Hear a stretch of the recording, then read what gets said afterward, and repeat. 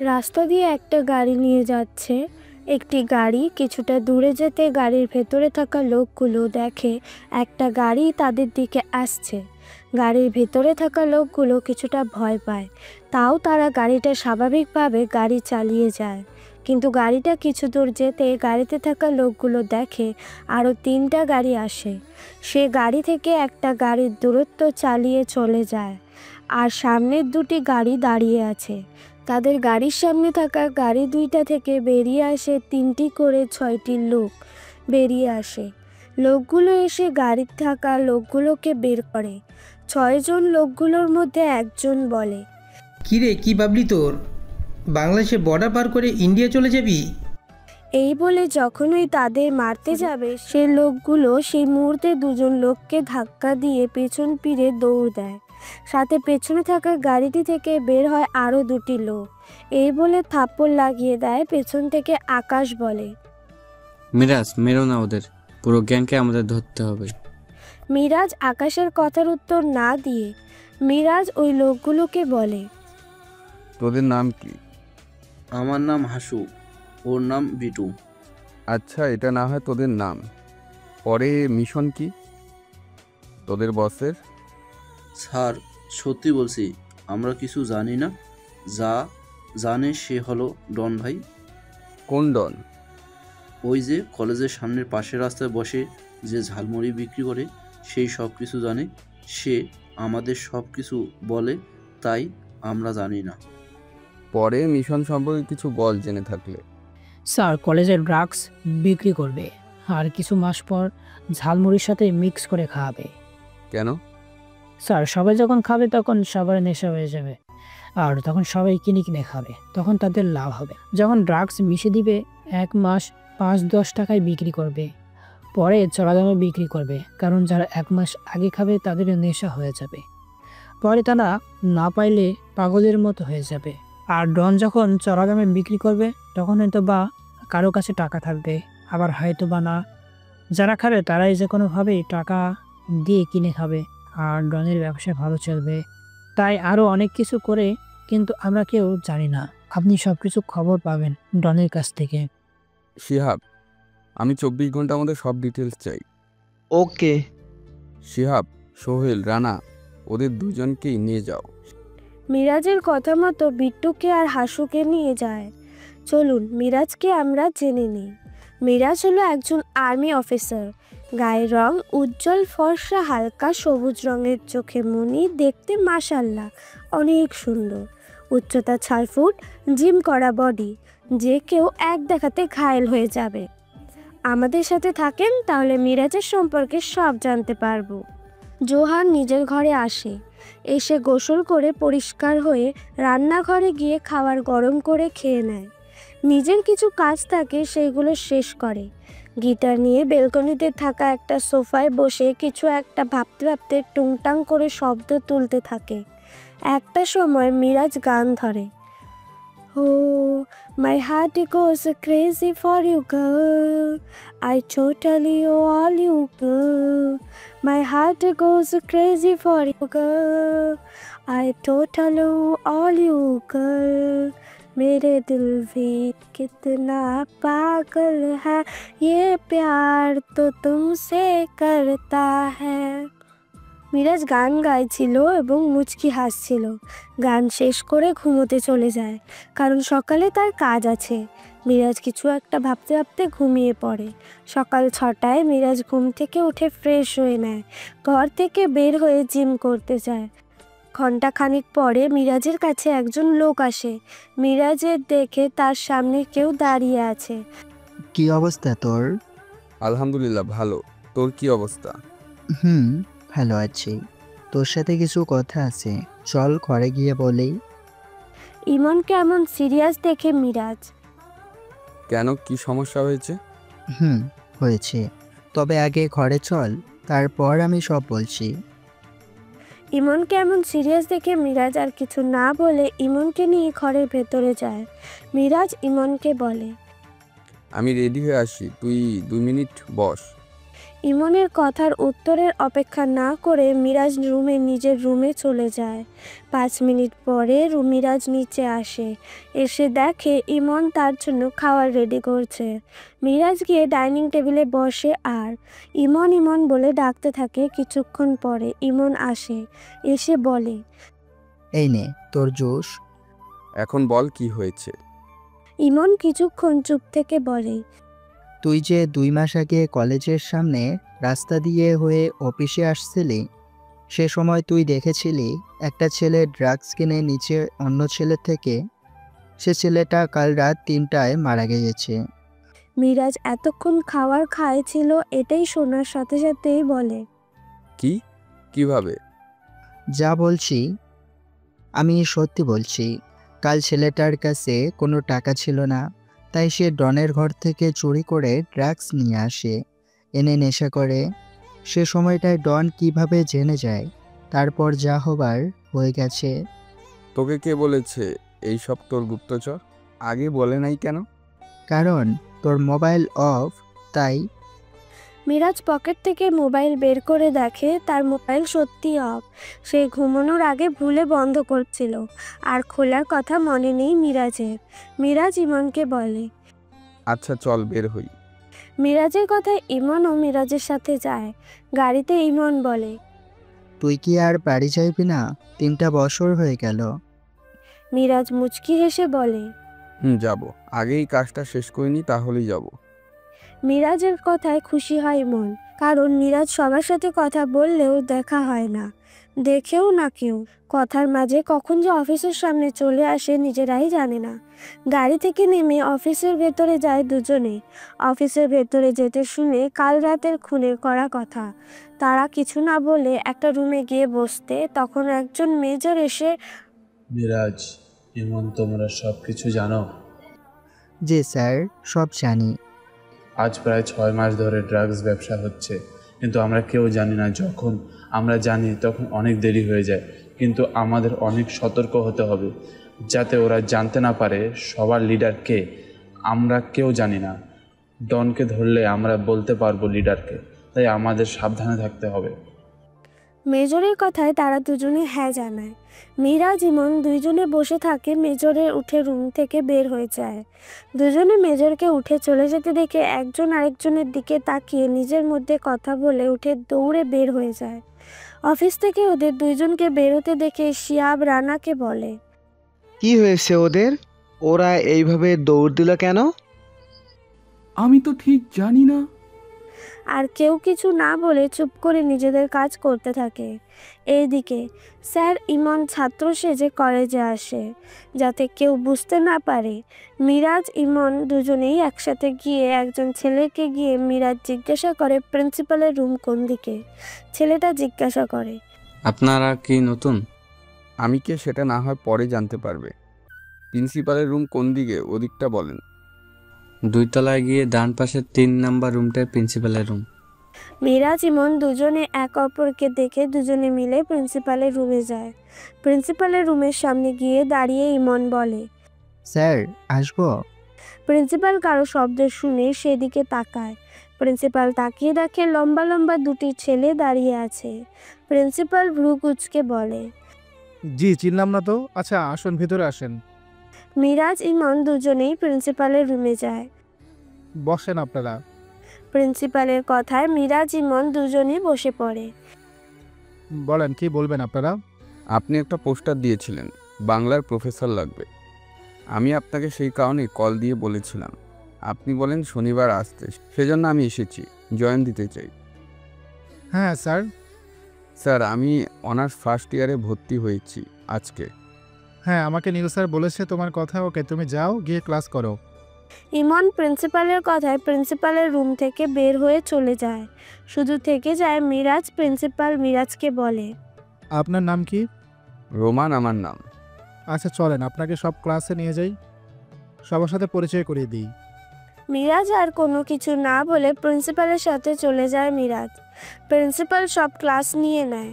Principal মিরাজকে পরে একটা ক্লাসে নিয়ে যায়। মিরাজ ক্লাসে যেতে মিরাজ দেখে একজন, দেখে মনের ভেতর কেমন করে ওঠে।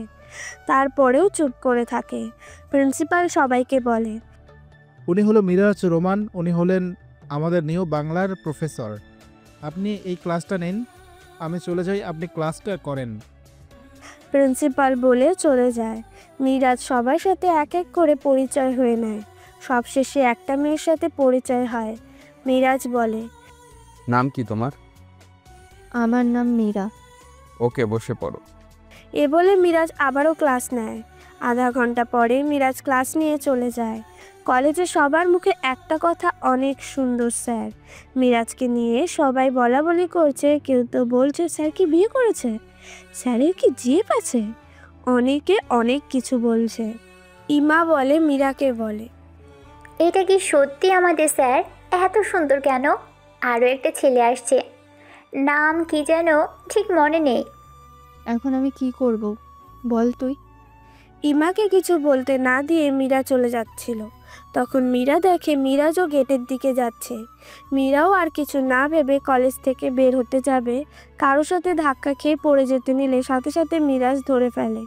মীরা ভয়ে চোখ খিচে বন্ধ করে নেয়, আর মিরাজকেও শক্ত করে জড়িয়ে ধরে রাখে। মিরাজ কি করবে বুঝতে পারছে না। মীরার দিকে তাকিয়ে যেন, মীরার মায়াবী মুখের দিকে তাকিয়ে যেন মিরাজ মীরাতে হারিয়ে যায়। মিরাজের হুঁশ আসতে মীরাকে বলে, মীরা, মীরা চোখ খুলো। এই মীরা, চোখ খুলো। মীরা এটা শুনে চোখ খুলে তাকিয়ে দেখে সেই মিরাজকে জড়িয়ে ধরে আছে। এইটা দেখে মীরা তাড়াতাড়ি মিরাজের কাছ থেকে সরে যায় আর বলে, সরি, আমি বুঝতে পারিনি, সরি। মিরাজ কিছু বলতে যাবে, মীরা কিছু না বলে দৌড়ে চলে যায়, আর মিরাজ অবাক হয়ে তাকিয়ে থাকে।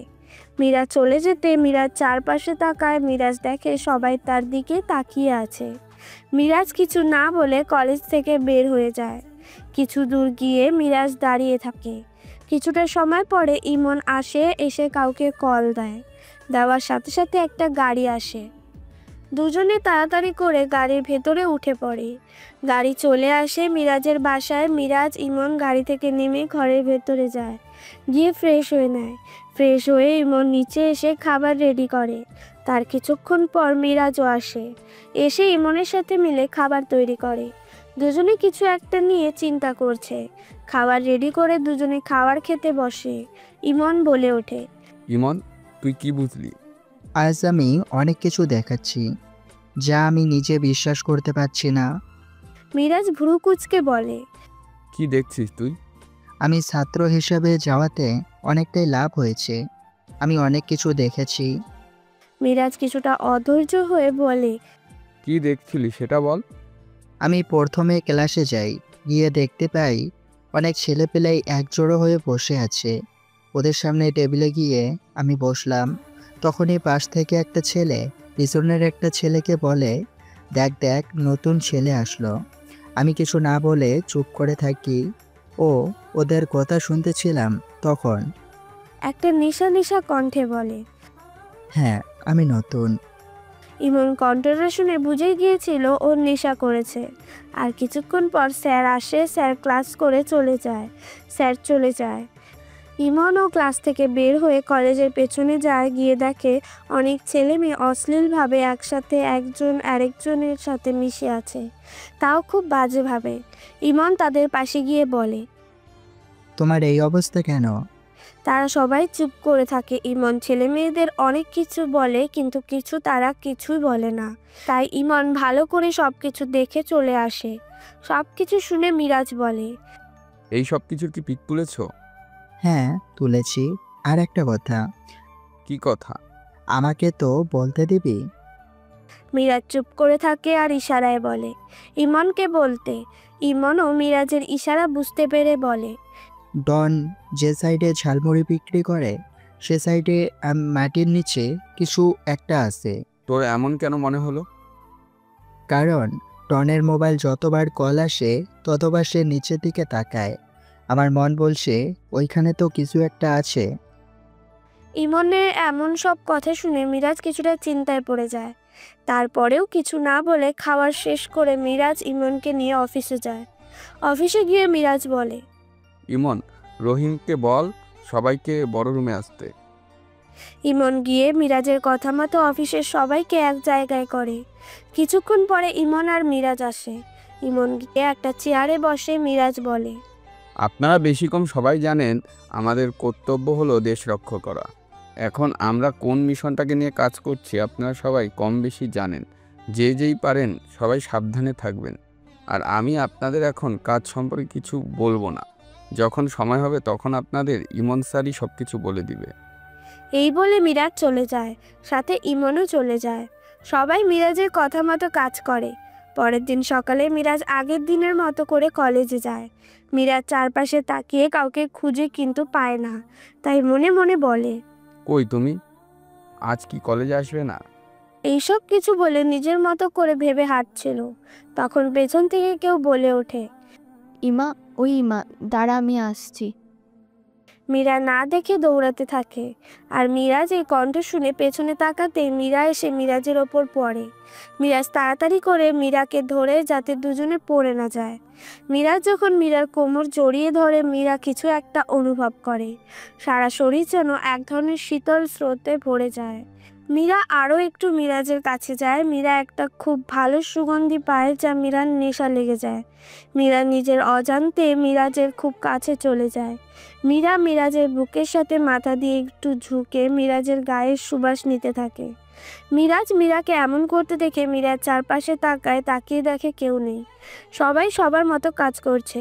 মিরাজ মীরাকে দেখে আর একটু নিচু হয়ে বলে, মীরা, এটা পাবলিক জায়গা। মীরা মিরাজের কণ্ঠ শুনে হুঁশে আসে। মীরা কি করেছে এসব ভাবতে মীরা গলা শুকিয়ে আসে। মীরা তাড়াতাড়ি করে মিরাজের কাছ থেকে সরে মিরাজের দিকে না তাকিয়ে বলে, সরি, আমি বুঝতে পারিনি, দুঃখিত। এই বলে মীরা চলে যেতে চাইলে মিরাজ বলে, তুমি আমার সাথে আজ বিকালে দেখা করবে, তাহলে আমি তোমাকে মাফ করব। মীরা কি করবে বুঝতে না পেরে আর কি বলা উচিত তার সেই কিছু না বলে চুপ করে থাকে। মিরাজ মীরাকে চুপ করে থাকতে দেখে মিরাজ আবারও বলে, কিছু বলছো না কেন তুমি? আচ্ছা, আমি আপনার সাথে যাব সন্ধ্যা 5টায়। আমি আপনার সাথে দেখা করব। তোমার নাম্বারটা দাও যাতে আমি কল করতে পারি। মীরা কিছু না বলে সোজা নাম্বারটা দিয়ে দেয়। এখন তুমি যাও, গিয়ে ক্লাস করো। মীরা না দাঁড়িয়ে চলে যায়। মিরাজও চলে যায় অফিস কক্ষে। 4 ঘন্টা পরে কলেজ ছুটি হয়ে যায়। মিরাজ 2 তলায় আর ইমন 3 তলায় দেখছে সবাই কি করছে, কে কত প্যাকেট নিচ্ছে, সব কিছুই দেখে। এইভাবে অনেকটা সময় পার হয়ে যায়। মিরাজ কলেজ থেকে বের হয়ে যায়, পরে ইমনও বের হয়ে যায়। বিকেল 4টায় মীরা ঘুম থেকে উঠে মাকে কাছে যায় এবং গিয়ে বলে, আম্মু, আমি একটু বের হব। এই সময় কি কাজ তোমার? আম্মু, ইমা, রিতা, মিতা ওরাও যাবে। আমি না আম্মু, আমরা সবাই সন্ধ্যায় যাব। খুব তাড়াতাড়ি করে চলে আসব। আচ্ছা যাও, তবে তাড়াতাড়ি ফিরে আসবে। মীরা ও মীরার আম্মু কথা শুনে রেডি হতে চলে যায়। মীরার রেডি হতে মীরা কেমন মীরা সম্পর্কে জেনেই নি। মীরার গায়ের রং উজ্জ্বল ফর্সা, দেখতে খুব সুন্দর। মীরার চোখের রং হালকা কালো, চোখের মণি। মীরাকে দেখে যে কেউ প্রেমে পড়ে যেতে বাধ্য। মীরা কালো রঙের একটা লং গাউন পরেছে, হাত ভর্তি কালো চুড়ি, চুলগুলো ছেড়ে দেওয়া, ঠোঁটে হালকা পিঙ্ক লিপস্টিক, চোখে হালকা কাজল দেওয়া, দেখতে খুব সুন্দর লাগছে। মীরা বাসা থেকে বের হয়, রাস্তায় গিয়ে দাঁড়ায়। একটু পর একটা রিক্সা এসে মিরাজের দেওয়ার ঠিকানায় চলে যায়। মিরাজ আগে থেকে মীরার জন্য বসে আছে। একটু পরে মীরা আসে। মিরাজের দেওয়ার ঠিকানায় রিক্সা থেকে নেমে ভাড়া দিয়ে হোটেলের ভেতরে যায়। মিরাজও তখন দরজার দিকে তাকিয়ে দেখে মীরা আসছে। মিরাজ মীরাকে মুগ্ধ হয়ে যায়, এবার মীরা তাকিয়ে থাকে। মীরা এসে স্যার স্যার বলে ডাকে, কিন্তু মীরার এই শব্দটা মিরাজের কানে যায় না। তাই মীরা তুড়ি বাজাতে মিরাজের হুঁশ আসে। মীরা বলল, এই যে শুনছেন আমার কথা, আমি সে কখন থেকে ডেকে যাচ্ছি। আপনার মন কোথায়? কোথাও না। আচ্ছা তুমি বসো, কি খাবে বলো? না, আমি কিছু খাবো না। আপনি কি বলবেন বলেন। আমার তাড়াতাড়ি বাসায় যেতে হবে, না হলে আম্মু বকা দেবে, আর আব্বু জানতে পারলে সমস্যা হবে। আচ্ছা বুঝলাম, তুমি কিছু একটা খাও। না, আমি কিছু খাবো না। না, তোমার কিছু তো একটা খেতেই হবে। আচ্ছা, 1 প্লেট ফুচকা হালকা ঝাল দিয়ে। মিরাজ ও মীরার কথা মতো 1 প্লেট ফুচকা অর্ডার করে। একটু পরে ওয়েটার ফুচকার প্লেট এনে দেয় আর মীরা নিয়ে খাওয়া শুরু করে। খাওয়ার মাঝে বলে, আপনি খাবেন না? আপনার জন্য অর্ডার করেননি কেন? আমি খাই না এগুলো, তুমি বললে তাই অর্ডার দিলাম। তুমি খাও, আমি খাবো না। আচ্ছা, আপনি না হয় অন্য কিছু খান। এই বলে মীরা জোরাজোরি করে মিরাজকে খাওয়ার জন্য, তাই মিরাজও বাধ্য হয়ে খায়। মিরাজ খেয়ে মীরার দিকে তাকায়, দেখে মীরা খাচ্ছে আর ঝালে মীরার ঠোঁট লাল হয়ে গেছে, তাও মীরা খাচ্ছে। মিরাজ একধেনে তাকিয়ে থাকে মীরার ঠোঁটের দিকে। একটু পর চোখ বন্ধ করে আবারও চোখ খুলে বলল, আর খেও না, চলো এখন। মীরার এই কথা শুনে ভ্রু কুঁচকে বলে, কি হয়েছে আপনার হঠাৎ এমন বলছেন কেন? তোমার ঝালে চোখ দিয়ে পানি হচ্ছে, আর সে কিনা তুমি খেয়েই যাচ্ছ। আরে না, কিছু হবে না, আগেও আমি অনেকবার খেয়েছি। আর এইটা বলতে মিরাজ বলে, আগে আর এখন কোনো কথা নেই, তুমি এখন আমার সাথে চলো। এই বলে মিরাজ মীরাকে নিয়ে চলে হোটেল থেকে বের হয়ে আসে আর পাশে একটা পার্কে যায়। মিরাজ মীরাকে একটা জায়গায় বসিয়ে মিরাজ চলে যায়। কিছুক্ষণ পরে ফিরে আসে। মীরা বলে, কই গেলেন আপনি? এত ভুট্টা বাদাম, নাও এটা তোমার, খাও তুমি। আমি খাবো না, আপনি খান। আমি বলছি যেহেতু তোমায় খেতেই হবে। মিরাজ মীরাকে আর কিছু বলতে না দিয়ে মীরাকে খাওয়ার জন্য দেয়।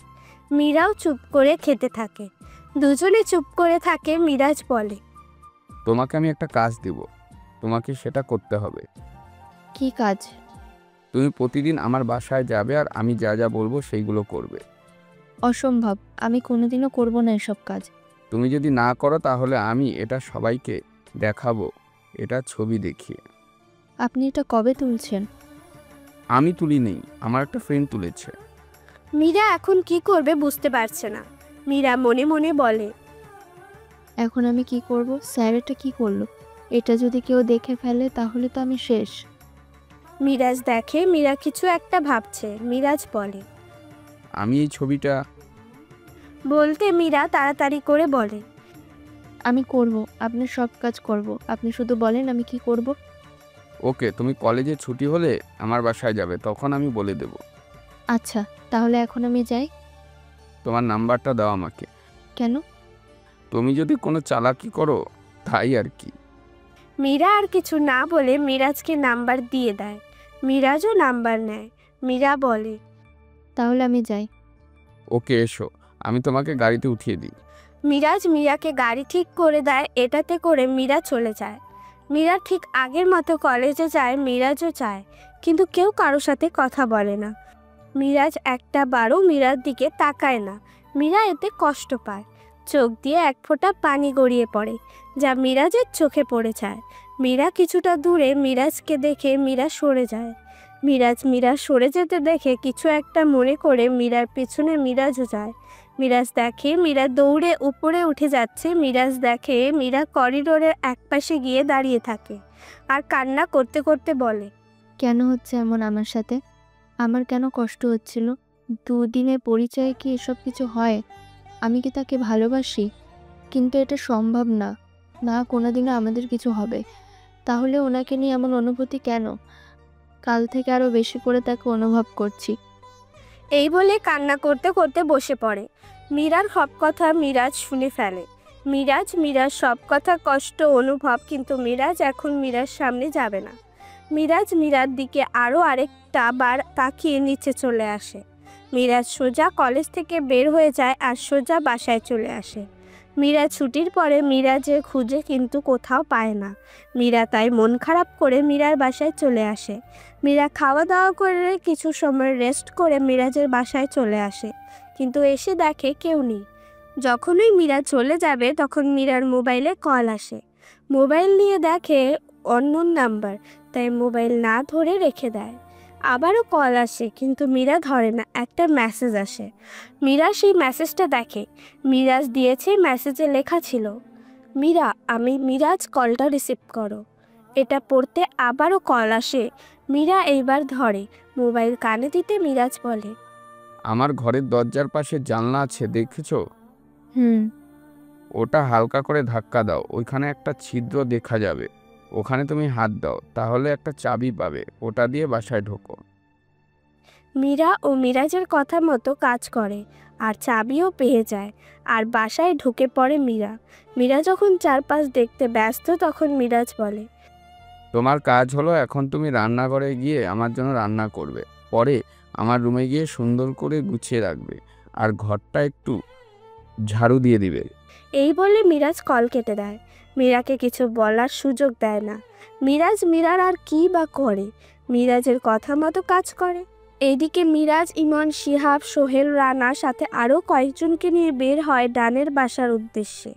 মিরাজ আর ইমন দেখছে কলেজে অনেক ছেলে মেয়ে নষ্ট হয়ে যাচ্ছে।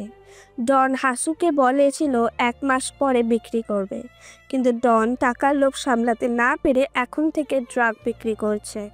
এই সব কিছু তথ্য পেয়ে আর দেরি না করে ডন কল ধরতে যায়।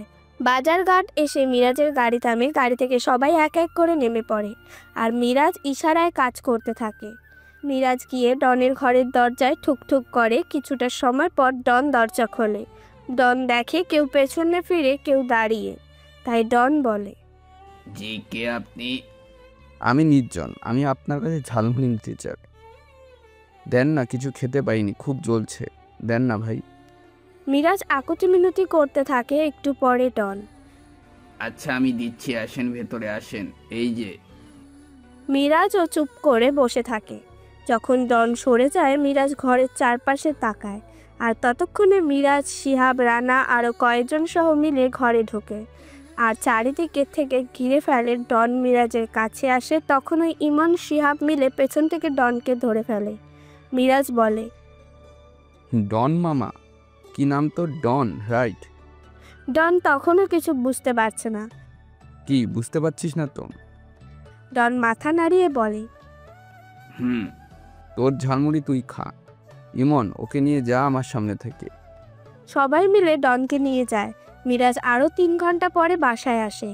এসে সোজা ওপরে যেতে সোফার ওপর চোখ যায়। দেখে মীরা গুটিসুটি মেরে শুয়ে আছে, চোখের কোণায় স্পষ্ট পানি। মিরাজের যা বোঝার বুঝতে পারে। মিরাজ রুমে গিয়ে দেখে সত্যি খুব সুন্দর করে সাজিয়ে রেখেছে মীরা। মিরাজ গিয়ে কাপড় চেঞ্জ করে রুম থেকে বের হয়ে আসে। নিচে এসে দেখে মীরা এখনও ঘুমায়। মীরাকে খুব শান্তভাবে ডেকে তোলে। মীরাও উঠে পড়ে। মিরাজকে দেখে কিছু না বলে শুধু সময়টা দেখে নেয়। মীরা উঠে টেবিলে খাবার দেয়। মিরাজ রেখে চলে যায়, সামনে চাবি দিয়ে বাসা থেকে বের হয়ে যায়। মিরাজও কিছুটা সময় অবাক হয়ে যায়, কিছু একটা ভাবে আর বলে, আজ আমি কথা বলি নাই, তোমার দিকে তাকায়ও নাই। এইভাবে বেশি কিছু দিন চলে যায়। মিরাজ আর মীরার মাঝে কোনো কথা হয় না। মীরার কষ্ট হলেও চুপ করে থাকে। মিরাজ এতদিন কথা বলে নাই, দ্বন্দ্বের ধরায় ব্যস্ত ছিল, তাই কোনো ধরনের কথাই বলে নাই। মেসেজে বলেছিল তুমি প্রতিদিন এসে আমার কাজগুলো করে দেবে। তাই মীরাও মিরাজের কথা মতো কাজ করে দেয়। আর মীরার ও মিরাজের কাজ করতে ভালো লাগে। ডন যার আন্ডারে কাজ করতে সে মারা গিয়েছে, আর সেই কারণে অনেক মেয়ের জীবন বেঁচে গেল। পুলিশের হাতে গুলি লাগায়। সারা দেশে জানে যায় যে কলেজে ড্রাগস ব্যবসা হতো, ছেলেমেয়েরা অশ্লীলভাবে চলাফেরা করতো। এইসব কাজের পেছনেও একজন স্যার ছিল। স্যারকেও টাকার লোভ দেখিয়েছিল ডন। মিরাজ সবাইকে ধরে কঠিন শাস্তির ব্যবস্থা করে, তাদেরকে জেলে দেওয়া হয়েছে। ইমন বিকালে মিরাজের বাসায় যায়। গিয়ে দেখে দরজা খোলা। ইমন আর কিছু না ভেবে বাসায় ঢুকে পড়ে। এদিকে মীরা একটা ছেলে ঘরে ঢুকতে দেখে বলে ওঠে, কে আপনি? এই বাসায় কেন ঢুকেছেন? ইমন কারো কণ্ঠ শুনে পেছনে ফিরে তাকায়। তাকিয়ে দেখে মীরা। ইমন কি করে বুঝতে পারছে না, আর মীরাও ইমনের দিকে তাকিয়েছিল। মীরাও দেখে ইমন দাঁড়িয়ে আছে। ইমন কিছু বলতে যাবে, তখন মীরা বলে, আপনি এখানে? আপনাকে বেশ কয়েকবার কলেজে দেখেছি, তবে আপনি এখানে কি করেন? আমি এখানে কি করব?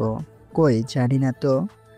মীরার হঠাৎ এমন প্রশ্নে ইমন কি বলবে খুঁজে পাচ্ছে না, তাই আবল তাবল বলছে। মীরা ভ্রু কুঁচকে ইমনের দিকে তাকিয়ে আছে। মীরার কেমন জানি লাগে। তখনই বাসায় আসে মিরাজ। মিরাজ দেখে মীরা গোয়েন্দাদের মতো করে ইমনের দিকে তাকিয়ে আছে। ইমন চোখ মুখ শুকনো করে দাঁড়িয়ে আছে। মিরাজ এদের দেখে বুঝে যায় কিছু একটা হয়েছে, তাই মিরাজ বলে। আরে ইমন। মিরাজের কণ্ঠ শুনে মীরা ইমন দুজনেই মিরাজের দিকে তাকায়। মিরাজ বলে, তুমি এখানে কোনো দরকার? স্যার, কাল যে আপনাকে একটা বই দিলাম সেটা নিতে এলাম, কিন্তু কিন্তু কি ইমন? উনি আপনার কি হয়? আর ইমন আর কিছু বলবে, মিরাজ বলে, ওনার নাম মীরা, উনি হলেন এই বাসার সার্ভেন্ট। মিরাজের মুখ থেকে এই কথা শুনে যেমন মীরার লজ্জা পায় তেমনি অবাক হয় ইমন। ইমন কিছু না বলে চুপ করে থাকে, কিন্তু মিরাজের এই কথা শুনে মীরা কান্না করে দেওয়ার মতো অবস্থাও। কিছু না বলে মীরা রান্নাঘরে চলে যায়। রান্নাঘরে গিয়ে এক কোণায় দাঁড়িয়ে কান্না করতে থাকে। মিরাজ ইমনকে বলে, তুই চলে যা, রাত 4টায় আসিস।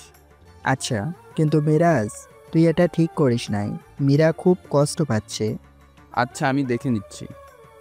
এই বলে মিরাজ ইমনকে ঘরের দরজা অবধি ছেড়ে দেয়, পরে দরজা বন্ধ করে আসে। রান্নাঘরের দিকে যায়, দেখে মীরা রান্না করছে। মিরাজ চুপচাপ হয়ে মীরার পেছনে গিয়ে দাঁড়িয়ে, তাও মীরা বুঝতে পারে না। মিরাজ আর না পেরে পেছন থেকে মীরাকে জড়িয়ে ধরে। এদিকে হঠাৎ করে মীরাকে জড়িয়ে ধরাতে মীরা একটু কেঁপে ওঠে, যা মিরাজও বুঝতে পারে। মীরা বুঝতে পারে কেউ তাকে জড়িয়ে ধরেছে, তাই ছাড়াতে চাইছে। মীরা অনেক চেষ্টা করে ছাড়াতে পারে না। মীরা না পেরে কান্না করতে করতে বলে, প্লিজ আমাকে ছেড়ে দিন। কে আপনি? দেখুন, আপনি কিন্তু ভালো করছেন না, প্লিজ ছেড়ে দিন। তাও দেখে ছাড়ছে না, তাই মীরা আরও বেশি কান্না করে। মিরাজ মীরার কানের কাছে মুখ নিয়ে ফিসফিসিয়ে বলে, মীরা, আমি মিরাজ। মীরার এটা শুনে রাগ লাগে। মীরা মিরাজকে জোর করে ছাড়িয়ে নেয়, তারপর রাগে দুঃখে মিরাজকে জোর করে একটা থাপ্পড় দেয়। মিরাজ থাপ্পড় খেয়ে গালে হাত দিয়ে দাঁড়িয়ে থাকে। মীরা বলে, কি পেয়েছেন আমাকে আপনি? এতদিন আপনি যা বলতেন আমি তাই করতাম। কেন জানেন? ওই ছবিটার কারণে। ওটা যদি সবাই দেখে তখন কি ভাববে সেটা ভেবে চুপ ছিলাম। আর ছবি দেখে সবাই তো আমাকে খারাপ বলবে, আপনাকে তো বলবে না। এই বলে মীরা কান্না করতে করতে বসে পড়ে। মীরা সব কথা শুনে আর বলে, সরি, আমি বুঝতে পারিনি। এখন তুমি উঠো, আমার সাথে চলো। সরি দিয়ে আমি কি করব? আপনি আমাকে অনেকটা কষ্ট দিয়েছেন, যা আমি কোনোদিনও ভুলবো না। এই বলে মীরা যখনই চলে যাবে তখন মিরাজ মীরার হাত ধরে ফেলে আর মীরাকে বলে, মীরা প্লিজ তুমি যেও না, প্লিজ। মীরা, যদি এখন যাও তাহলে মনে করে একটিবার এসো, আমি তোমাকে কিছু কথা বলবো। কথাগুলো শোনার পরেও যদি আমার কাছে আসতে ইচ্ছা না করে তাহলে আসিও না, আমি তখন আর কিচ্ছু বলবো না। আর এইটা নাও, যখন তুমি আমার কাছে আসবে তখন এই কিছু জিনিস আছে সেগুলো পরে আসবে। প্লিজ মীরা, আমার শেষ কথাটা রাখো। মীরা কিছু না বলে প্যাকেটটা নিয়ে মীরা চলে যায়।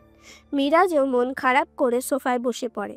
রাতে মীরা অনেক কল মেসেজ দেয়, কিন্তু মীরার কোনো উত্তর দেয় না। মীরার কোনো উত্তর না পেয়ে মিরাজ রাত 3টায় গাড়ি নিয়ে মীরাদের বাসার সামনে যায়। গিয়ে গাড়ি থেকে নামে, চারপাশে তাকিয়ে দেখে কেউ নেই।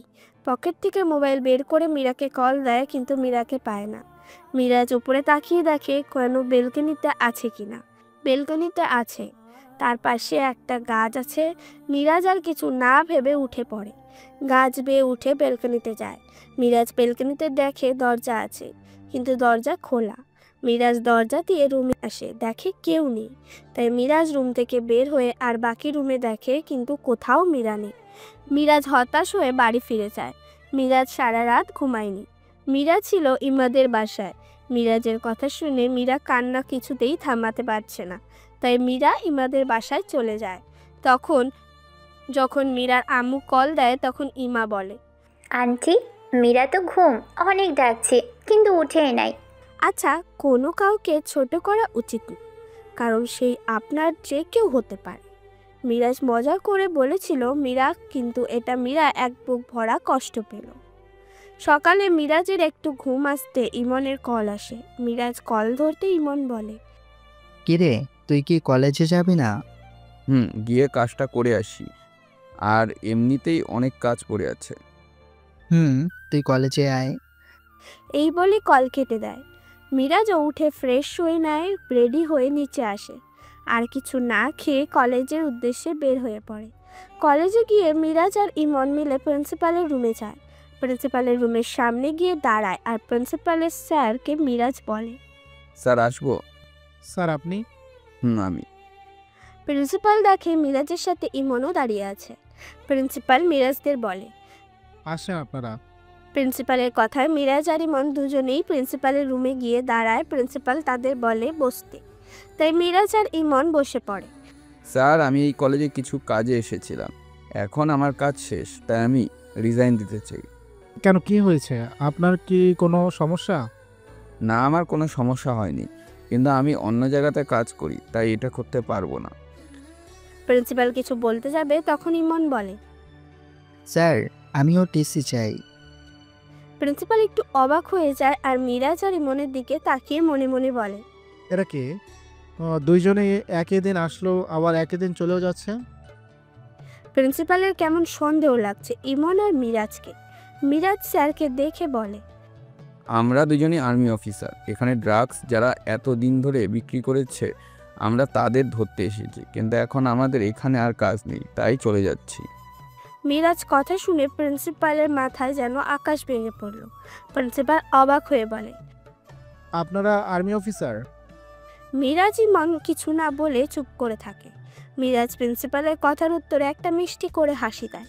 প্রিন্সিপালও আর কোনো কথা না বাড়িয়ে বলে, আচ্ছা স্যার, আপনার যেমন বলবেন তেমন হবে। মিরাজ ইমন প্রিন্সিপালের রুম থেকে বের হয়ে আসে আর মিরাজ মীরাকে খুঁজতে থাকে, কিন্তু মিরাজ মীরাকে পায় না। একটা সময় মিরাজ ইমাকে দেখতে পায়। মিরাজ ইমার কাছে যায় আর ইমাকে ডাকে, আর ইমা বলে, ইমা দাঁড়াও। জি স্যার, বলুন আপনি কি আমাকে ডাকছেন? আর কিছু বলবেন? বলো। কি বলবেন? মীরা কই? মীরা তো আজকে আসেনি। ও আসে নাই কেন? কারণ মীরার গায়ে কালকে মাঝরাতে খুব জ্বর আসে, তাই সে আসেনি। মিরাজ মীরার অসুস্থ কথাটা শুনে মিরাজের বুক কেঁপে উঠল। মিরাজ কোনো রকম নিজেকে সামলে বলে, মীরার কি হয়েছিল? স্যার আমি তেমন কিছু জানি না, কিন্তু কালকে 7টায় আমাদের বাড়িতে কেমন একটা অবস্থায়, যা দেখে আমার কেমন লাগছে, তাও ওকে কিছু বলিনি। মীরা এসে আমাকে শক্ত করে জড়িয়ে ধরে কান্না করে দেয়। কাল মীরা আমাদের বাসায় ছিল। মাঝরাতে আমি ঘুমের মধ্যেই গোঙানোর শব্দ শুনতে পাই, সাথে সাথে আমার ঘুম ভেঙে যায়। পাশ ফিরে দেখি মীরা কাঁপছে, তাই আমি মীরার গায়ে হাত দিয়ে দেখি, ওর গায়ে হাত দিয়ে বোঝা যায় ওর খুব জ্বর, সারা শরীর জ্বরে পুড়ে যাচ্ছিল। সকালে আন্টিকে কল দিয়ে আমি সব বলি। ঘণ্টাখানেক পর আন্টি এসে মীরাকে নিয়ে যায়। ইমার সব কথা শুনে বুঝতে আর বাকি নাই যে মীরা খুব কষ্ট পাইছিল, যার জন্য সে সারা রাত কান্না করতে করতে একসময় মাথা ব্যথায় মীরার গায়ে জ্বর আসে। আচ্ছা ধন্যবাদ, তুমি এখন যাও। মীরা এখন বুঝতে পারে নিজের অজান্তেই মীরাকে সে কতটা কষ্ট দিয়েছে। মিরাজ ইমন দুজনেই চলে যায় কলেজ থেকে। মিরাজ নিজের কাজে লেগে যায়। রাতে মীরার বাড়ির সবাই ঘুমিয়ে আছে, কিন্তু একমাত্র ঘুম নেই মীরার চোখে। তার চোখ দিয়ে ঝরছে অঝোর ধারায় পানি। মীরা উপরে সিলিং দিকে তাকিয়ে বলে ওঠে, আচ্ছা আমার সাথে কেন এমন হলো? আমি তাকে একবারও বলিনি যে তাকে ভালোবাসি, কিন্তু সে কি আমাকে ভালোবাসবে? আর সে কালকে আমার সাথে এমনই বা কেন করলো? আমি যে তাকে ভালোবাসি, কিন্তু তাকে সেটা কি করে বলবো? সে কি আমাকে মেনে নেবে? আর আমার পরিবার তাকে কি মেনে নেবে? এইসব বলতে বলতে একটা সময় ঘুমিয়ে পড়ে মীরা। এদিকে মিরাজ নিচে দাঁড়িয়ে আছে, চারপাশে ভালো করে দেখে নিয়ে আগের মতো করে সেই রুমটিতে যায়। মিরাজ রুমে গিয়ে দেখে মীরা গুটিসুটি মেরে শুয়ে আছে। মিরাজ মীরার কাছে যায়, মীরাকে খুব কাছ থেকে দেখে। তখনই মিরাজ দেখে মীরা চোখ বন্ধ দিয়ে পানি গড়িয়ে পড়ছে। মিরাজ হাত দিয়ে মুছে দেয়। মিরাজ মীরার কপালে হাত দিয়ে দেখে মীরার গায়ে হালকা জ্বর আছে। মিরাজ মীরার একটা হাত শক্ত করে ধরে বলে, মীরা সরি, আমি শুধু মজা করতে চাইছিলাম, প্লিজ তুমি আমাকে ভুল বোঝো না প্লিজ মীরা। এইসব বলছিল তখনই মীরার ঘুম ভেঙে যায়। মীরা অনুভব করে কেউ তার হাত শক্ত করে ধরে রেখেছে, কিন্তু সেটা কে মীরা জানে না। তাই মীরা দেখার জন্য চোখ খুলে মীরা দেখে মিরাজ তার হাত শক্ত করে ধরে আছে। মীরা মিরাজের দিকে কিছুক্ষণ তাকিয়ে থাকে। মীরা নিজের হাত মিরাজের কাছ থেকে ছাড়িয়ে নেয়। তখনই মিরাজ বুঝতে পারে মীরা ঘুম থেকে উঠে গেছে, তাই মিরাজ একটু সরে বসে। মীরা বলে, আপনি এখানে এত রাতে কি করেন? হ্যাঁ, আপনার লজ্জা করে না একজন কাজের লোকের বাসায় আসতে? আর আপনি বা কেমন? হ্যাঁ, এত রাতে একটা মেয়ের রুমে আসেন? তুমি শান্ত হও প্লিজ, আমি তোমাকে সব কিছু বলবো। মীরা রাগের মাথায় বলে। কি শান্ত হব আমি? আপনি তো সেই আমাকে। এই বলতে মিরাজ মীরার মুখ মিরাজের হাত দিয়ে চেপে ধরে আর বলে, চুপ, একদম চুপ। ভয় করে না তোমার? আমি এত রাতে একটা ছেলে যদি তোমার কোনো ক্ষতি করি তখন? আপনার যদি আমাকে কিছু করার ইচ্ছে থাকতো না তাহলে আপনার ঘরেই করতে পারতেন, এখানে আসতেন না আপনি। এত বিশ্বাস আমার উপর? আমি তো আপনাকে বিশ্বাস করতে চাইনি। আপনি নিজে নিজের জায়গাটা তৈরি করেছেন। কেমন জায়গা? পরে না হয় একসময় বুঝতে পারবেন, তবে এখন সেটা আপনি বুঝতে পারবেন না। মীরা, আমি তোমাকে কিছু কথা বলতে চাই, প্লিজ একটু মন দিয়ে শোনো। মীরা মিরাজের কথার কোনো উত্তর না দিয়ে চুপ করে থাকে। তাই মিরাজ নিজে বলা শুরু করে। দেখো মীরা, আমি ওই দিন ইচ্ছে করে কিচ্ছু বলিনি, আমি শুধু মজা করতে চাইছিলাম। কিন্তু আমার কথাটাও সত্যি যে আমিও সেই মজা করেছি। এইসব বিষয় নিয়ে কেউ মজা করে না। মীরা সরি, প্লিজ মাফ করে দাও মীরা। তোমাকে আজ বলেছিলাম যে আমার বাসায় যেতে, কিন্তু তুমি যাওনি। তুমি কালকে যে যাবে, প্লিজ এরপর থেকে কোনো দিন তোমার কাছে আসবও না। আমি তোমাকে যেতেও বলবো না। আমি তোমার থেকে অনেক দূর হারিয়ে যাব, প্লিজ মীরা। এইদিকে মিরাজের এই কথায় কালকের মিরাজের বলা কথাগুলো মনে পড়ে যায়। সাথে এখন বলা মিরাজের কথাগুলো তাকে কষ্ট দিচ্ছে মীরাকে। তাই মাথা নিচু করে রাখে। মীরা নিজের চোখের পানি আটকে রাখার চেষ্টা করে, কিন্তু পারে না। পরে মীরা কান্না করে দেয়। মীরা মুখ দিয়ে নিচু করে কান্না করতে থাকে। মিরাজ দেখে মীরা মাথা নিচু করে আছে। তাই মিরাজ বলে, কি হয়েছে মীরা? তোমার কি খারাপ লাগছে? মীরা, এই মীরা। এই বলে মীরার মুখ উপরে তুলে ধরে মিরাজ দেখে মীরা কান্না করছে। মীরা চোখ বন্ধ করে রাখে, আর সাথে চোখের পানি। মিরাজ মীরাকে দেখছিল, তখন মিরাজের চোখ যায় মীরার ঠোঁটের দিকে। মিরাজ দেখে মীরার ঠোঁট কাঁপছে। মিরাজ নিজের চোখে সরিয়ে নেয়। তারপরেও মীরার ঠোঁটের দিকে চোখ যায়। মিরাজের আর নিজেকে আর সামলাতে না পেরে মীরাকে নিজের কাছে টেনে নেয় মিরাজ। মীরাকে এভাবে টেনে নেওয়াতে মীরা একটু ভড়কে যায়। মিরাজ মীরার দিকে এগিয়ে যেতে মীরা ভয়ে চোখ বন্ধ করে নেয়। মিরাজ মীরার দিকে একবার তাকিয়ে মীরার ঠোঁটে মিরাজের ঠোঁট মিলিয়ে দেয়। আর মীরা চোখ দিয়ে পানি ঝরছে। খুব সফটলি কিস করে। মীরা মিরাজকে ছাড়িয়ে নেওয়ার চেষ্টা করে, কিন্তু মিরাজ মীরাকে আরও শক্ত করে ধরে। কিছু সময় পরে মিরাজ মীরাকে ছেড়ে দেয়। মিরাজ ছাড়তে মীরা হাঁপাতে থাকে। সাথে মিরাজও কিছুটা সময় পরে মীরা নিজেকে ঠিক করে নেয়।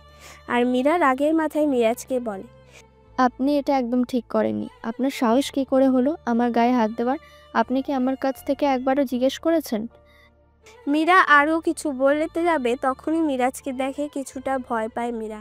কারণ মিরাজের চোখ টকটকে লাল বর্ণ ধারণ করেছে। মীরা প্রতিটি কথা মিরাজ কষ্ট পায়। মিরাজ মীরাকে ভয় পেতে দেখে মীরা বলে, সরি মীরা, আমার ভুল হয়ে গেছে। মীরা, তুমি কালকে সন্ধ্যায় আমার বাড়িতে যাবে। এরপর থেকে না হয় তুমি আর যেও না।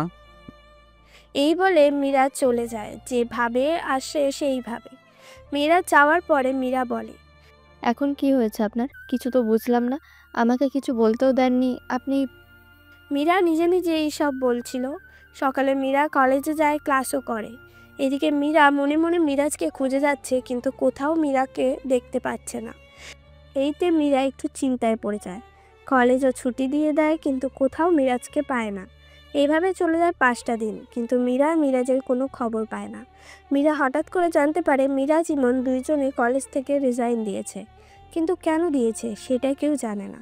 সন্ধ্যায় মীরা আর না পেরে মীরা মিরাজের দেওয়া কাপড় পরে রেডি হয়ে মিরাজের বাসায় যায়। মীরা দরজা খোলা পেয়ে ভেতরে যায়, কিন্তু মীরা যা দেখে তার জন্য মীরা মোটেও প্রস্তুত ছিল না। মীরা দেখে ঘরের দরজা থেকে নিয়ে সারা ঘরের মেঝেতে বিছানো আছে লাল গোলাপের পাপড়ি, যা দেখতে খুব সুন্দর লাগছে। সারা ঘরে জ্বলছে মোমবাতি। মোমবাতির আলোয় সারা ঘর আলোকিত হয়ে আছে। মীরা চারপাশে ঘুরে ঘুরে দেখছে। মীরা আর কিছু না ভেবে শাড়ি একটু উপরে তুলে মীরা সিঁড়ি বেয়ে উপরে উঠে আসে। মিরাজের রুমে ঢুকতে মীরা একটা চিরকুট পায়, দরজার সাথে লাগানো। মীরা কাগজটা নেয়। কাগজে লেখা, মীরা, তুমি আমার রুমে এসে দাঁড়াও। ও রুমের কোনো লাইট দিবে না। মীরা রুমের ভিতরে যায়। মীরা আসার একটু পরে মিরাজ এসে মীরার সামনে দাঁড়ায়। মিরাজ মীরাকে ভালো করে দেখে। মিরাজের দেওয়া লাল গ্রাউন্ড পরে তার সাথে ম্যাচ করে পড়েছে। কানের দুল, হাতের চুড়ি দেখতে খুব সুন্দর লাগছে। মীরা বলে, আপনি কেমন আছেন? আছি কোনো রকম। কি হয়েছে আপনার? দেখবে কি হয়েছে? দেখব। মিরাজ হাঁটু মুড়ে বসে পড়ে মীরার সামনে। মীরা কিছুটা অবাক হয়। মিরাজ বলে, মীরা, আমি কিচ্ছু জানি না কবে কোন সময় কি করে যে তোমাকে ভালোবেসে ফেলি। যেদিন তোমাকে প্রথম দেখি সেই দিন তোমার জন্য আমার মনে অনুভূতি জন্মায়। আমি অনেক চেষ্টা করি তোমার থেকে দূরে থাকার, কিন্তু আমি পারিনি। অনেক ভালোবাসি মীরা, প্লিজ মীরা। মীরা খুব খুশি হয়, কিন্তু মীরার পরিবার কি মেনে নেবে সেটা ভেবে মীরা মিরাজের কাছে যায় না। মিরাজ বলে, মীরা প্লিজ একবার এসো আমার কাছে। আসলে আমি কোনোদিনও তোমাকে ছাড়বো না, বিশ্বাস করো। এই বলে সাথে সাথে মিরাজের চোখ থেকে এক ফোঁটা পানি গড়িয়ে পড়ে যায়, যা মীরার চোখে পড়ে। মীরা মিরাজের কাছে গিয়ে হাঁটু মুড়ে বসে পড়ে, মিরাজের দিকে হাত বাড়িয়ে দেয়। মিরাজ তা দেখে মুচকি হাসে।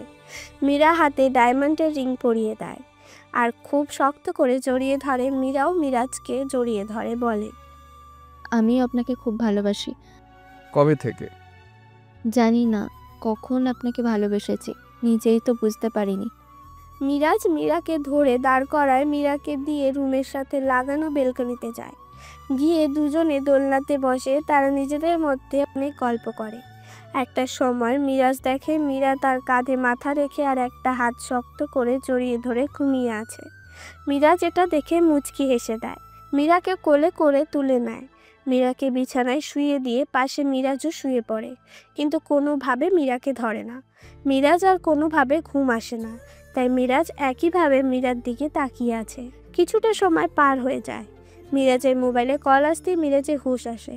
মিরাজ উঠে মোবাইলটা হাতে করে নিয়ে বেলকনিতে চলে যায়। মিরাজ যেতে মীরাও ঘুম থেকে উঠে পড়ে। উঠে দেখে মিরাজ কার সাথে কথা বলছে, তাও কোনো রকম শব্দ ছাড়া। এইভাবে অনেকটা সময় কথা বলার পরে মিরাজ রুমে আসে। মিরাজ রুমে এসে দেখে মীরা উঠে বসে আছে। মিরাজ বলে, মীরা তুমি উঠে গেছো কেন? সকাল হতে তো অনেক দেরি, তুমি ঘুমিয়ে পড়ো। আপনি ঘুমাবেন না? তুমি ঘুমাও, আমি পরে ঘুমাবো। আপনি আমার পাশে আসেন। কেন? আমি আসতে বলেছি। আপনি কি এখন আসবেন, নাকি আমি বাসা থেকে বের হয়ে যাব? মিরাজ আর কিছু না বলে মীরার পাশে শুয়ে পড়ে। একটু পরে মীরা মিরাজের বুকে মাথাটা রাখে আর খুব শক্ত করে জড়িয়ে ধরে মিরাজ তাড়াতাড়ি করে বলে ওঠে, কি করছো তুমি? সরো। কেন? যখন আপনি জড়িয়ে ধরে কিস করেন তখন? তখন একটা কথা আর এখনেরটা আরেকটা কথা। আরেক কথা মনে? তাহলে আমি করে দেখাই। এই না না, আপনি শুয়ে আমাকে শক্ত করে জড়িয়ে ধরেন, তাহলেই হবে। মিরাজ ও মীরার কথা মতো জড়িয়ে ধরে দুজনেই ঘুমের দেশে পাড়ি দেয়। এইভাবে চলে 3টি মাস। মীরা জানতে পারে মিরাজ একজন আর্মি অফিসার। এতে মীরা খুশি হয়। 3 মাসে মিরাজের কোনো দিন মীরার বাসায় গিয়ে থাকতো, না হলে মীরা এসে থাকতো। মীরা আর মিরাজ মাঝে মাঝে ঘুরতে যেত। এদিকে ইমন আর ইমা চুটিয়ে প্রেম করছে। ইমার কোনো বাবা মা নেই। মীরার মা বাবাকে বাবা মা বলে। মীরার বাবা মাও ইমাকে নিজের সন্তানের মতো মনে করে।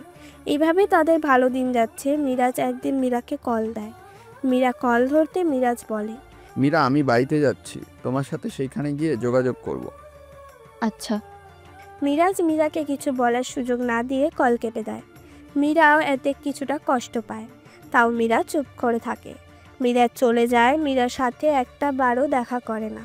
মিরপুর রোড 11-তে এসে একটা গাড়ি দাঁড়ায়, তার থেকে নেমে আসে মিরাজ। মিরাজ গাড়ি ভাড়া দিয়ে নিজের ঘরের দিকে যায়। মিরাজ ঘরের সামনে দাঁড়িয়ে আছে। মিরাজ ঘরের দিকে তাকিয়ে মিরাজ বলে, বাহ, ঘরটা অনেক সুন্দর করে বেঁধেছে। আমি 7টা বছর পরে এসেছি। আচ্ছা, মা আমায় দেখলে কেমন করবে? এই বলে মিরাজ ভেতরে যায়। মিরাজ গিয়ে দেখে বাসার ঘরে কয়েকজন বসে আছে। তার সামনে বসে আছে মিরাজের ছোট বোন মিতা, তাও শাড়ি পরা অবস্থায়। মিরাজ মনে মনে বলে, মিতাকে আর ছেলেপক্ষ দেখতে আসছে, কই মা তো আমাকে বলেনি। এইসব বলছে তখনই মিরাজকে ছেলেদের পক্ষ থেকে আসা মানুষগুলোর মধ্যে একজন মহিলা মিরাজকে দেখে ফেলে। মহিলাটি বলে ওঠে, আরে আপা, এই ছেলেটা কে? অনেক সুন্দর তো। এটা বলার সাথে সাথে বাসার ঘরে থাকা প্রত্যেকটা মানুষ মিরাজের দিকে তাকায়। কেউ কিছু বলার আগেই মিরাজের মা মিরাজকে বলে, আরে হাবু, তুই কবে আসলি? তোরে না বলছিলাম আরও আগে আসতে? তোর আপামনির বিয়ের কথা চলছে। কি রে, চল আমার সাথে। হাবু, চল। মিরাজ আর কিছু না বলে মায়ের পেছনে যায়। একটু পরে মিরাজের বাবাও আসে। মিরাজের মা বলে, কি রে, তুই কবে আসলি? হ্যাঁ, তুই কেন আসলি? তুই কি জানিস না আমাদের কাছ থেকে কতজন টাকা পাবে? আর তোর বোন মিতার বিয়ের কথা চলেছে, সেদিকেও কত টাকা হবে, আর তুই কিনা চলে আসলি। বাবা মা, আমি কেমন আছি তোমরা তো একটাবারও জিজ্ঞেস করবে না? আমি তো দেখছি তুই তো ভালো আছিস, না হলে কি তুই এইখানে আসতি? মিরাজ এইদের এমন কথা শুনে খুব অবাক হয়। তুই কেন আসলি বল? আমি এখন মিতা, কি করে বিয়ে দেব? মিরাজ মিরাজের মার কথা শুনে অবাকে পড়ে অবাক হচ্ছে। মিরাজ বলে, মা তুমি এমন করছো কেন? আমি 7টা বছর পরে এসেছি, কোথায় তুমি জিজ্ঞেস করবে আমি কেমন আছি? এতদিন আমি কি করেছি করি নেই, কি খেয়েছি খাইনি, তুমি কোথায় জিজ্ঞেস করবে? তা না করে তুমি বলছো টাকা। আমি তোর সাথে পরে কথা বলছি, এখন বাসায় মেহমান আছে। এই মিতার বাবা, চলো আমার সাথে। মিরাজের বাবা মা চলে যায় বসার ঘরে। মিরাজ কোনো কিছু বুঝতে না পেরে মিরাজ রুমে চলে যায়। মিরাজ নিজের রুমে দেখে অবাক হয়ে যায়, কারণ এই 7টা বছর আগে যেমনটা রেখে গিয়েছিল তেমনটাই আছে। মিরাজ কোনো এক অজানা কষ্টের কারণে তার চোখ দিয়ে পানি গড়িয়ে পড়ে। কিছুটা সময় পরে মিরাজ নিজেকে ঠিক করে নেয়। মিরাজ রুমের চারপাশে একবার তাকিয়ে সারা পরিষ্কার করে নেয়। একটু পর গিয়ে গোসল করে নেয়। মিরাজ খুব ক্লান্ত থাকায় বিছানায় শুয়ে পড়ে, আর সাথে সাথে মিরাজের ঘুম চলে আসে। এদিকে মীরা মিরাজকে কল দিচ্ছে, কিন্তু মিরাজের মোবাইল বারবার বন্ধ বলছে। মীরা কী করবে বুঝতে পারছে না। মীরা ইমনকেও কল দেয়। মীরা ইমনকে কল করে বলে, ভাইয়া উনি কই আপনি কি জানেন? ওনাকে সে কবে থেকে কল দিচ্ছি, কিন্তু আমি কিছুতে ওনাকে পাচ্ছি না ভাইয়া। আমার খুব কষ্ট হচ্ছে ভাইয়া, উনি কোথায় একটু দেখেন না প্লিজ। এই বলতে বলতে মীরা কান্না করে দেয়। মীরা সেই সকাল থেকে মিরাজকে কল দিচ্ছে, সন্ধ্যার পরেও অনেক কল দেয়, কিন্তু মিরাজের কোনো খবর ছিল না। মীরা সারাদিন কিছু আর খায় না, শুধু সময় গুনতে থাকে কবে মিরাজ কল দিবে। মীরার আম্মু অনেকবার ডাকে মীরাকে খেতে, কিন্তু মীরা কিছুই খেতে চায় না। মীরা কিছুতে যায় না। রাত 11টায় মীরা শুয়ে আছে। মীরার ওপরের দিকে তাকিয়ে বলে, আপনি 4-4টা দিন আমার সাথে ঠিক করে কথা বলেননি, আমি কিছু বলিনি, কিন্তু আজ আপনি কোথায় চলে গেলেন? আমি আপনাকে খুঁজে পাচ্ছি না। আমার কেমন একটা লাগছে। কেন আসে দিন কাছে না পাওয়ার, কেন আসে দিন তোকে চোখে হারাবার, কেউ পায় ফেরা যায় তোর স্বপ্নেতে আবার, ওরে মন উদাসী একা ফেলে পালালি কোথায়। গান শুনছিল আর কান্না করছিল মীরা। তখনই মীরার মোবাইলে কল আসে। তাড়াতাড়ি করে মোবাইল নেয়। মোবাইল নিয়ে দেখে ইমন কল দিয়েছে। মীরা কল ধরতে ইমন বলে, ভাবি মিরাজ যে কাল রাতে চলে গেছে ঢাকা, এর চেয়ে বেশি কিছু জানি না ভাবি। মীরা আর কিছু না বলে চুপচাপ কল কেটে দেয়। মীরা রাগে দুঃখে যখনই মোবাইলকে ফেলে দিতে যাবে, মীরার আবার মনে পড়ে যদি আবার মিরাজ কল দেয়, সেই ভেবে আর ফেললো না। একটা সময় মীরা কান্না করতে করতে ঘুমিয়ে পড়ে।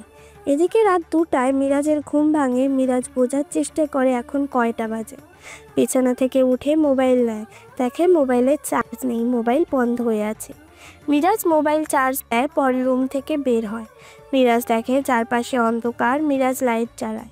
লাইট জ্বালিয়ে এখন কয়টা বাজে সেই দেখে নেয়। সময় দেখে মিরাজ অবাক হয়ে যায়, 2টারও বেশি বাজে। যে তার মতো ঘুম। মিরাজের খুব ক্ষুধা লাগে। রান্নাঘরে যায়, গিয়ে এদিক ওদিক সবখানে খাওয়ার খুঁজে, কিন্তু কোথাও পায় না। মিরাজ পেছনে তাকায়, বুঝতে পারেনি কেউ যে তার পেছনে দাঁড়িয়ে আছে। মিরাজের কাঁধে মিতা হাত রাখে। মিরাজ বলে, কে? পেছনে ফিরে তাকিয়ে দেখে মিতা বলে। মিরাজ বলে, মিতু তুমি এইখানে, তাও এত রাতে? ভাইয়া তুমি আগে আমার সাথে চলো, পরে সব বলবো। এই বলে মিতা মিরাজকে নিয়ে মিতা রুমে যায়। রুমে গিয়ে মিরাজ বলে, কি হয়েছে তোমার? তুমি এইভাবে টেনে আনলে কেন? ভাইয়া। এই বলে মিতা মিরাজকে জড়িয়ে ধরে কান্না করতে করতে বলে, ভাইয়া আমি তোমাকে অনেক মিস করেছি। এতদিন কেন আসোনি তুমি? জানো তোমাকে ছাড়া আমার কতটা কষ্ট হয়েছে। ভাইয়া, এর পরের বার থেকে তুমি এখানেই থেকে চলে গেলে। আমাকে নিয়ে যাও প্লিজ ভাইয়া। মিরাজও মিতাকে জড়িয়ে ধরেছিল মিতার সব অভিযোগ শুনে। আর মিরাজ বলে, তোমার যদি এতটা কষ্ট হতো তাহলে তুমি আমাকে কল করতে, কিন্তু তুমি কল করনি। আমার কি কম কষ্ট হচ্ছিল? একটা আর্মি অফিসার হয়ে একটা পরিবার থেকে দূরে থাকা যে কত কষ্টকর সেটা আমিই জানি। আর যাদের পরিবারের মা, বাচ্চা, বউ, ভাই সবাইকে ছেড়ে চলে যায় তারা বুঝে। ভাইয়া, তোমার মনে আছে কিনা জানি না, দুপুর 4টা নাগাদ একটা নাম্বার থেকে তোমার মোবাইলে কল যেত, কিন্তু তুমি এই সময় কল ধরতে না। তুমি পরে কল দিতে, কিন্তু তখন আমি বাসায় চলে আসতাম। এইভাবে অনেক দিন কল দিচ্ছিলাম। মিরাজ মিতার কথা শুনে মনে পড়ে সেই দিনগুলো। মিরাজ তখন খুব বিরক্ত হতো। পরে মিরাজ আর কল দিত না, তাই মিতা মন খারাপ করতো। পরে পরে মিতাও কল করা বন্ধ করে দেয়। মিরাজ এইসব নিয়ে ভাবার সময় পায়নি কাজের জন্য। মিরাজ বলে, সরি আমার বাচ্চাটা, খুব সরি, আমি বুঝতে পারিনি। হয়েছে, চলো এখন। কোথায় যাব? তুমি বিছানায় বসো ভাইয়া। এই বলে মিতা রুম থেকে বের হয়ে যায়। মিরাজ গিয়ে মিতার বিছানায় বসে। একটু পরে মিতা হাতে করে প্লেট নিয়ে আসে। মিতা গিয়ে বিছানায় বসে। পাশে টেবিলে পানির গ্লাস রাখে। ভাতের প্লেট নিয়ে ভাত মেখে মিরাজের মুখের সামনে ধরতে মিরাজ বলে, মিতা, তুমি এত রাতে ভাত পেলে কোথায়? তুমি এত কথা না বলে খেয়ে নাও প্লিজ। যদি মা উঠে দেখে তাহলে খুব মারবে। প্লিজ তুমি খেয়ে নাও। মিরাজ আর কিছু না বলে মিতার হাতে ভাত খেতে থাকে। মিরাজ বলে, তুমি খেয়েছো? মিতা কোনো কথা না বলে চুপ করে থাকে। তাই মিরাজ বলে, তুমি আমাকে খাওয়ানোর জন্য তুমি নিজেই খাওনি? না না, আমি খেয়েছি। মিতা, তুমি আমার সাথে মিথ্যা বলছো। ঠিক আছে, তোমার ভাত তুমি খাও। এই বলে চলে যেতে নিলে মিরাজ বলে ওঠে, আচ্ছা আমি খাচ্ছি, তুমি যেও না। মিরাজ ও চুপ করে খেয়ে নেয়, সাথে মিতাও। খেয়ে মিরাজের রুমে গিয়ে ঘুমিয়ে পড়ে। সকালে মিরাজ উঠে বাইরে চলে যায় আগের বন্ধুদের সাথে দেখা করতে। এদিকে মিরাজের চিন্তায় মীরার অবস্থা খারাপ হয়ে যাচ্ছে। মিরাজ সন্ধ্যায় ঘরে আসে। মিরাজের মা মিরাজকে ঘরে আসতে দেখে বলে, মিরাজ, তোর সাথে কথা আছে, পরিষ্কার হয়ে বসার ঘরে আয়। মিরাজ একটু কষ্ট পায়, কারণ মিরাজ সারাদিন বাইরেই ছিল। নাকি কিছু খাইছে আর কি না সেই কথাটা একবারও জিজ্ঞেস করে না, তাই একটু কষ্ট পায় মিরাজ রুমে গিয়ে ফ্রেশ হয়ে নিচে আসে। মিরাজ গিয়ে সোফায় বসে। একটু পরে মিরাজের মা আসে। মিরাজ বলে, মা কি বলবে বলো? তুমি যেহেতু আসছো, আমি চাই তুমি রুহিকে বিয়ে করো। রুহি সেই অনেক আগে থেকে তোমাকে ভালোবাসে। আর আমার ভাইয়ের টাকা পয়সা কম নেই, আলহামদুলিল্লাহ অনেক ভালো টাকা পয়সা আছে, যা সেইগুলো পরবর্তীতে তুমি পাবে। মিরাজ মায়ের এই কথা শুনে অবাক হয় আর রেগেও যায়। মনে মনে বলে, মা, তোমার এত সুন্দর ব্যবহার, আর তুমি? মিরাজ এইসব বলছিল, তখনই মিরাজের মা বলে, কি হলো, চুপ করে আছো কেন? মা, তুমি এইসব কেন বলছো? আমি জানি না আর জানতেও চাই না। আমি শুধু বলবো, আমি তোমার ভাইয়ের মেয়েকে বিয়ে করতে পারবো না। যার চরিত্রের কোনো ঠিক ঠিকানা নেই, সেইখানে আমি ওই মেয়েকে বিয়ে করব? আমি ওই মেয়েকে বিয়ে করতে পারবো না। আমি বিয়ে করলে তাকেই করব আমি যাকে ভালোবাসি। মিরাজ বলে চিৎকার করে ওঠে। মিরাজের মা বলে, তোর কোনো কথা আমি আর শুনবো না। আর রুহি যেমন হোক না কেন, তুই রুহিকে বিয়ে করবি, এটা হলো আমার শেষ কথা। আর কিছুক্ষণ পরে রুহি আসবে, আর তুই ওর সাথে কথা বলে নিবি। বিয়ে কথা যেন হ্যাঁ হয়।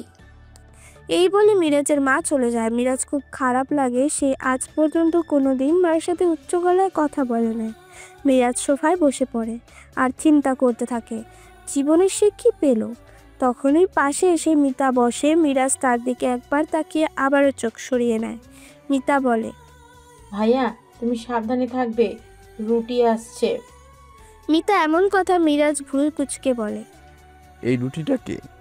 কেন? ওই মা বলল তোমাকে বিয়ে করতে। মিরাজ মিতার কথা বুঝতে পারে, হেসে দেয়। ও, তাহলে রুহির নাম রুটি। মিতা কিছু বলতে যাবে তখনই রুহি চিৎকার করে, মাম মাম কই তুমি? মিরাজের মা দৌড়ে আসে আর বলে, রুহি মা, তুমি চলে এসেছো? মাম চলে এসেছে। আচ্ছা মাম, তুমি কেমন আছো?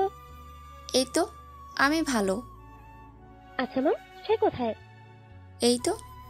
রুহি মিরাজের দিকে এগিয়ে যায়। মিতা বলে, ভাইয়া ভাগো ভাগো, রুটি আসছে, পালাও। মিরাজও মিতার কথা শুনে উঠে দেখে ও না দেখার ভান করে তাড়াতাড়ি করে চলে যায়। যা দেখে মিতা হাসতে হাসতে শেষ। রুহি এসে বসে আর মিতাকে বলে, কি হলো এটা বলো তো? রুহি আপি, তেমন কিছু না, ওই নাকি ভাইয়ার বউ নাকি কল করেছে, এটাই বললো আমাকে। তোমার ভাইয়া বিয়ে করেছে? আমাকে তাই বললো ভাইয়া। আমি কিছু বলতে যাব তখনই উঠে চলে গেল। রুহির আগে চিৎকার করে, মাম মাম কই তুমি? তোমার ছেলে বিয়ে করে ফেলেছে আর তুমি কিনা বলছো আমি তাকে বিয়ে করব?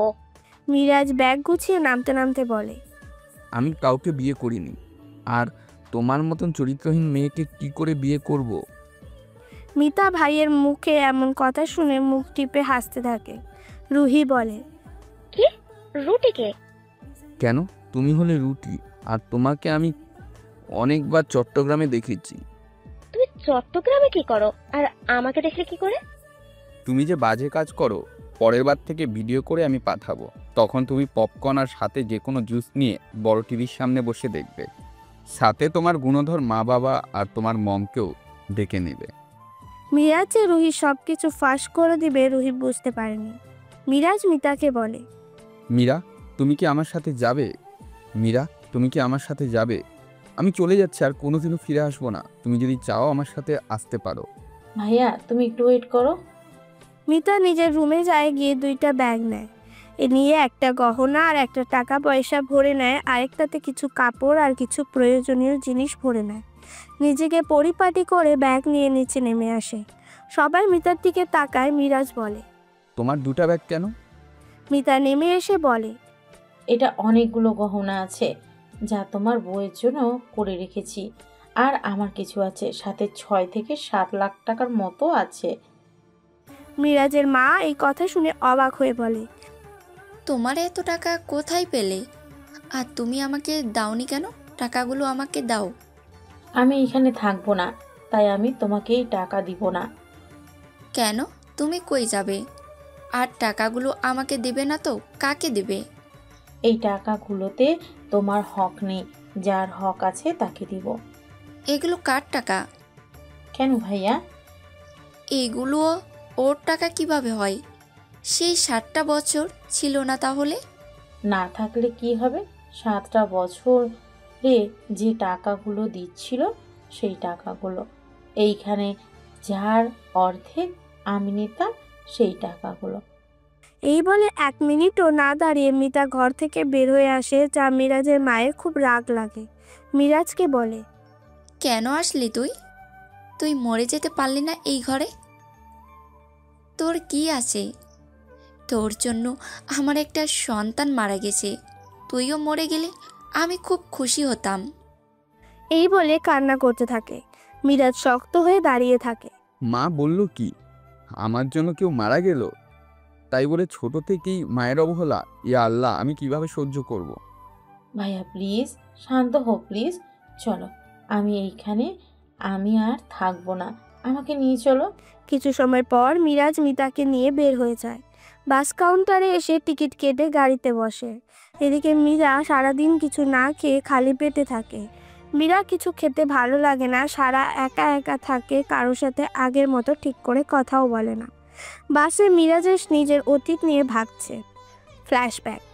মিরাজ যখন 9 বছর, তখন মিরাজের ভালোবাসার কোনো কমতি ছিল না। তাকে সবাই আদর করতো, আদরে আদরে ভরিয়ে রাখতো মিরাজকে। কিন্তু একদিন কি হলো কেউ জানে না।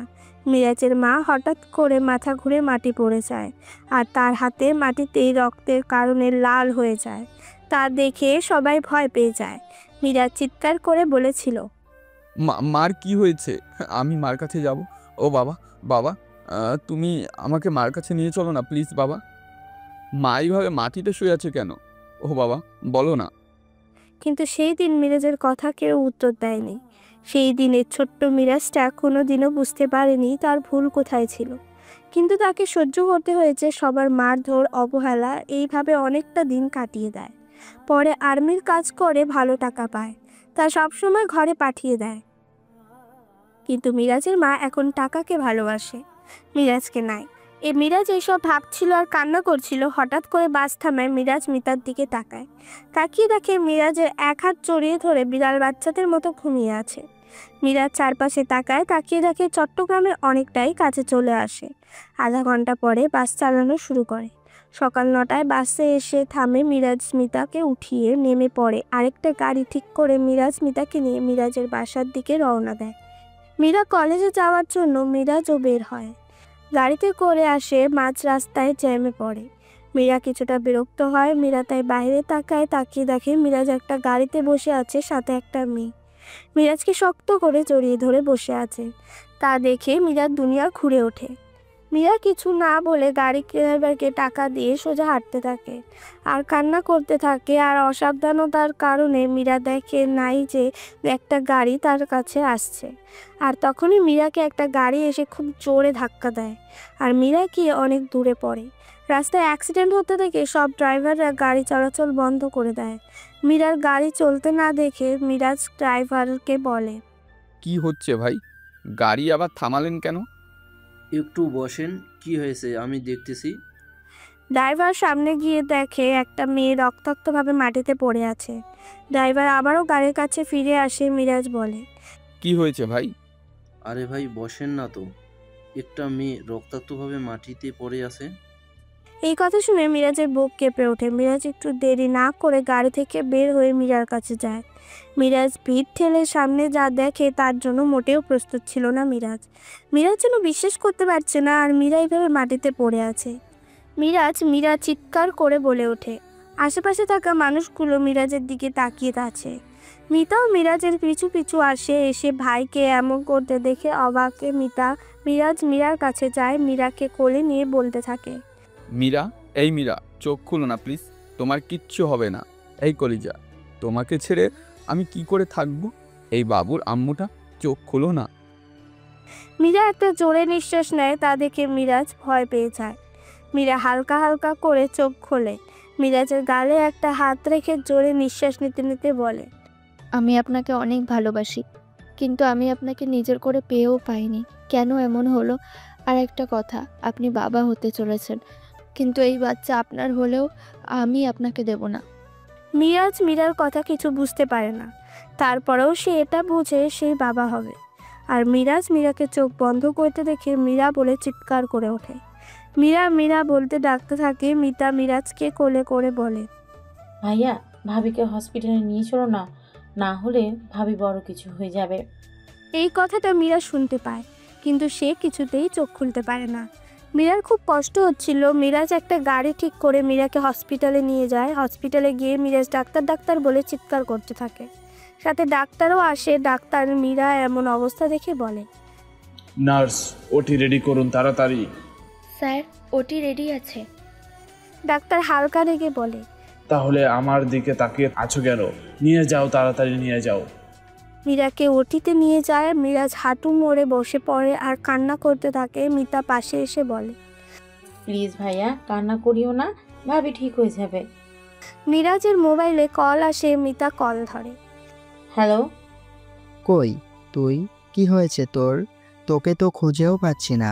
আর এদিকে মীরা একদম ভালো নেই তোকে ছাড়া। আর মীরাকে আমরা কেউ খুঁজে পাচ্ছি না। সেই কবে বাসা থেকে বের হয়েছে, এখনো আসে নাই। মীরাকে হসপিটালে কিছুক্ষণ আগেই ভর্তি করিয়েছি। মীরার অবস্থা খুব খারাপ ভাই। এই বলে কান্না করে দেয়। মিতা ইমনকে বলে, ভাইয়া নিজের মধ্যে নেই। ভাবির এমন অবস্থা দেখে ভাইয়া নিজেও অসুস্থ হয়ে যাচ্ছে। আর ভাবির বাসায় একটু কষ্ট করে বলেন আপনি। আচ্ছা, আমি বলতেছি। ইমন ঘরে এসে দেখে সবাই বসে আছে। ইমন বলে, ইমা ইমনের দিকে তাকায়। ইমন বলে, আমাদের এখন হসপিটালে যেতে হবে, ওইখানে সবাই সব কিছু বুঝতে পারবে। ইমন সবাইকে নিয়ে হসপিটালে আসে। ইমন এসে দেখে মিরাজ মাটিতে বসে আছে। ইমনের সাথে মীরার পরিবারও আসে। ইমন দৌড়ে মিরাজের কাছে আসে। মিরাজ ইমনকে দেখে জড়িয়ে ধরে কান্না করতে করতে বলে, ইমন, আমার মীরা ঠিক হয়ে যাবে তো?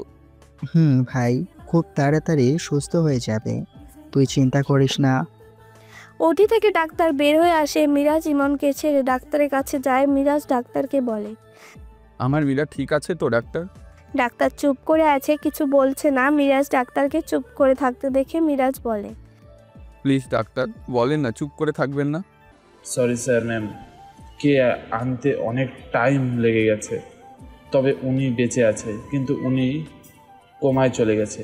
উনি আর কোনোদিন ঠিক হবে কি না আমরা জানি না, হয়তো বা ঠিক হতে পারে, আবার নাও হতে পারে। আমার বাচ্চা ঠিক আছে? সরি, ওটাও নেই। মীরার মা বাবা সবাই অবাক হয়ে চেয়ে আছে মিরাজের দিকে, আর বাচ্চার কথা শুনে সবাই আরও অবাক হয়। মিরাজ মাথা ঘুরে ওঠে। মিরাজ আর ঠিক করে দাঁড়িয়ে থাকতে পারে না, সাথে সাথে মাটিতে পড়ে যায়। ইমন মিরাজ বলে চিৎকার করে ওঠে। মিরাজকে হসপিটালে অ্যাডমিট করে একটু সুস্থ হলে মিরাজ মীরার কাছে আসে। মীরা আগের মতোই আছে, কিন্তু কথা বলতে পারে না, আর চোখ দুটো বন্ধ। মিরাজ শুধু তাকে দেখে তার মীরাকে। এইভাবে চলে 3টি বছর, কিন্তু মীরার কোনো উন্নত হয় না। ইমন বিয়ে করে, তাদের ঘরে একটা ছেলে আছে। মিতাকেও ভালো ঘরে বিয়ে দেয়। মিরাজ সময় কাটিয়ে দেয় জীবন্ত এক মানুষ সাথে। মিরাজ রুমে আসে। মীরা এক হাত ধরে বলে, জানো মীরা, আমি ছোট্ট থেকে সবার অবহেলিত। তোমাকে আপন করে নিলাম, কিন্তু এখন তুমি অনেক দূরে। কেন হলে এমন? মীরা, আমরা কি একটা সুন্দর জীবন পেতাম না? কেন তুমি আমাকে ভুল বুঝলে? এই বলে মিরাজ মীরার হাতের ওপর মাথা রেখে কান্না করতে থাকে। কেউ ভালোবাসা পেয়ে মূল্য দেয় না, আবার সত্যিকারের ভালোবাসা পেয়েও হারিয়ে ফেলে। ভালোবাসার মানুষকে সবসময় সুখে রাখা উচিত, কিন্তু আমরা কেউ করি না। ভালোবাসার মানুষকে সম্মান, মর্যাদা, বিশ্বাস, শ্রদ্ধা এগুলো করলে সম্পর্ক ঠিক থাকবে। তাহলে বন্ধুরা, আজকের এই গল্পটা তোমাদের কেমন লাগলো অবশ্যই কিন্তু কমেন্টে লিখে জানাতে ভুলো না। ভালো লাগলে একটা লাইক শেয়ার করে দিও, আর এরকম গল্প শোনার জন্য অবশ্যই চ্যানেলটাকে সাবস্ক্রাইব করে আমাদের চ্যানেলের পাশেই থেকো। ধন্যবাদ।